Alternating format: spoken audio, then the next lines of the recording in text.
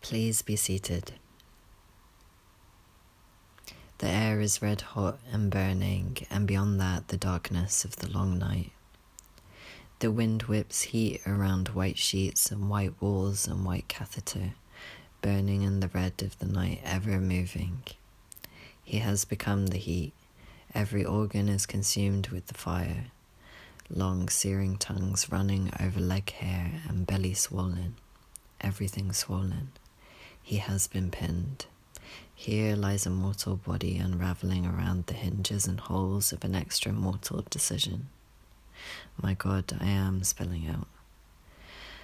A living tomb, a polyester shroud. He came here to die unresting. The surgeon's outstretched arms show how he will be laid upon the theatre table. A crucifixion follows you into the blackness of a second birth, motherless. And now you must heal in the hole deep, deep down in the pit, alone and stripped and laid bare, your judgment done. All stand. Come to me, thy quivering pilgrim, loaded with unsleep, wrestling in agony. Be thou still, hold me and rest. Troubling night's broken prayer on thy lips is finished. Him whom they pierced, thou hast full atonement made. Please be seated. For 3 days I heard nothing but the wind, and I remembered nothing but the wind. Tie me to the cross of this bed I cannot get up from, limbs bound by severed nerves and the ghosts of the wind on my fingertips, laid out on my back. I am desperate. I am a heathen, and beg, oh please, let me rise to the lofty heights of your church, clinging in desperation to your fingertips curled around me, pulling me, until I am nothing but prayer and weeping and devotion. O you above me, O you, my God, my Lord, my lover, or executioner. All stand.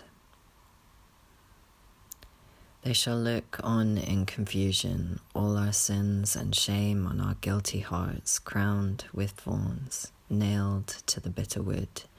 O my dying love, here in my bleeding wounds, hide and rest. Through the virtue of thy blood, swell the mighty flood I will ever give to thee, worship upon thy bleeding and spitted on cross. Please be seated. Breathless, holy, whole devotion. He worshipped, he feared, he stood in awe of the wounds. He bathed them. Breathless, removed the dressings. Rivers running, a flood, no blood, holy water. Laying in the surgeon's office, and the nurse is unbuttoning him, and he is weeping. And she says the adhesive dressing will feel like the flaying of a second skin. And he adheres himself to that, like an anchor, to the sticky adhesion of what is his, and lets his body expel out the lament that would be appropriate for the occasion of flaying. Breathe, don't hyperventilate. Do you need a bag to rebreathe yourself into? Here alone with me as your one disciple. Please don't cry. Let me witness your resurrection. Pull away the cloth from the incisions, pass them over with my fingertips. He steps into a mirror and the world cracks outward, and when he sees his chest, he realizes he has crossed over. He has done the impossible and he has gotten away with it.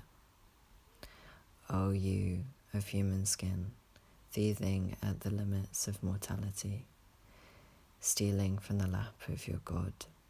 O you who abandoned living to hold an extra human resurrection in your body, you who have cheated. All stand.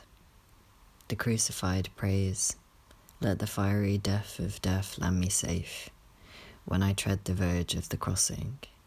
The dying thief, who in bitter pains received my soul he had by himself purged, poured for me the lifeblood wrung from his sacred veins, and delivered free salvation.